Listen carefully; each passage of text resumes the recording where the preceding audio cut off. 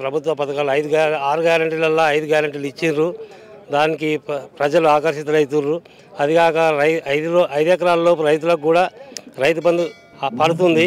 అందరూ కాంగ్రెస్ కోటేసి రేవంత్ రెడ్డి చేసే పనులు, అభివృద్ధి పనులు చూసి ఓటేయాలని. ఇప్పుడు కాంగ్రెస్ వచ్చినంత మొత్తం కరువు వచ్చింది అంటున్నారు. మరి ఇట్లాంటి పరిస్థితుల్లో రైతులు మీ అసొంటోళ్ళు ఓటేస్తారు? రైతులు ఆల్రెడీ ఇస్తాం, రెడీ ఉన్నాం. ప్రకృతి ఏదైనా రేవంత్ రెడ్డి ఏం చేయరు, ఎవరేం చేయరు.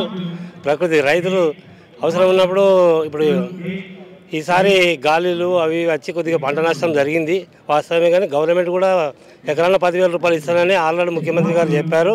తప్పనిసరి ఇస్తారు.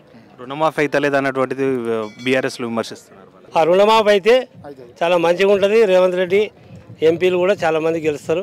రేవంత్ వచ్చినాక మొత్తం కరువు తెచ్చినట్టు లేదు, అట్లేం లేదు. అవన్నీ వాళ్ళ బీఆర్ఎస్ వాళ్ళ బూటకప్ మాటలు, కానీ అట్లేం లేదు. పోతుంది అన్న ఓవరాల్గా. మరి ఓవరాల్గా 100% గెలుస్తున్నాం. 15 సీట్లు గెలుస్తున్నాం, ఎంపీ సీట్లు. ఇట్లా ఇప్పుడు రేవంత్ సర్కార్ ఎట్లుంది? 100 రోజులు దాటింది. 100 రోజులు చెప్పాలంటే 6 గ్యారెంటీలు అమలు చేస్తున్నాడు. దాంట్లో ఇప్పుడు 2 విజయవంతంగా సక్సెస్ అయినవి, మిగతా కూడా అమలు చేస్తున్నాడు ఆయన. కాబట్టి రేవంత్ రెడ్డి గారు ఉద్యమాల నుండి వచ్చిన వ్యక్తి, ఆయనకి సంపూర్ణ అవగాహన ఉంది. కాంగ్రెస్ ప్రభుత్వాన్ని మన తెలంగాణలో 100% ముందుకు తీసుకుపోయిన ఏకైక వ్యక్తి రేవంత్ రెడ్డి గారు.